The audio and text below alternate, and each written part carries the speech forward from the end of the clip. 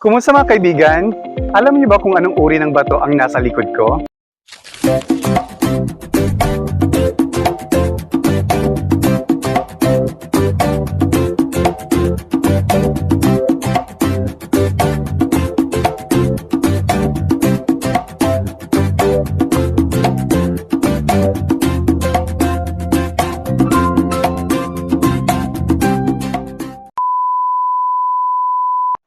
Ito ay limestone o batong apog, isa sa mga pinakakaraniwang uri ng sedimentary rock. Alamin natin kung paano ito nabubuo, saan ito matatagpuan, ano ang katangian nito, at bakit ito napakahalaga sa ating kalikasan. Ano ang limestone? Ang limestone ang pangunahing binubuo ng calcium carbonate. Nabubuo ito mula sa naipong mga kabibe, uralis at iba pang bahagi ng lamang dagat at mayaman sa calcium. Sa paglipas ng milyong-milyong taon, ang mga ito ay naiipon, naiipit at tumitigas hanggang maging batong apog. Saan naman matatagpuan ang limestone?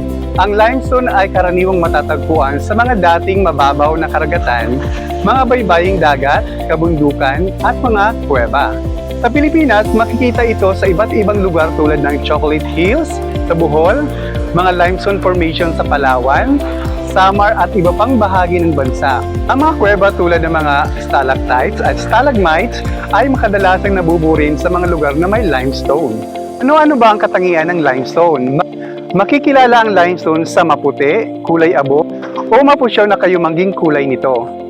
Karaniwang itong may patong-patong na struktura at maaaring naglalaman ng mga fossils ng sinaunang organismo sa dagat. Ano ba ang kahalagahan ng limestone? Napakahalaga ng limestone sa ating kalikasan. Una, nagsisilbi itong tirahan ng iba't ibang halaman, ibon, paniki at iba pang hayop. Ikalawa, dahil sa mga bitak at butas nito, naiipon at dumadaloy ang tubig sa ilalim ng lupa, kaya mahalaga ito bilang natural na imbakan ng tubig or aquifer.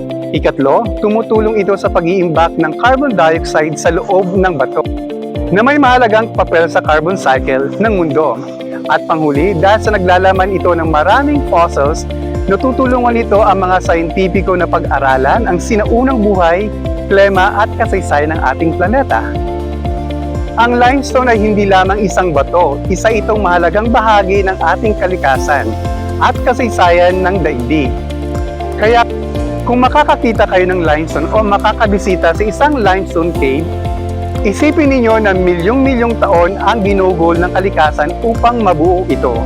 Kung may natutunan kayo sa vlog na ito, huwag kalimutang i-like, i-share at i-follow ang ating page para sa mas marami pang kaalamang pang-agham. Maraming salamat at hanggang sa susunod na vlog.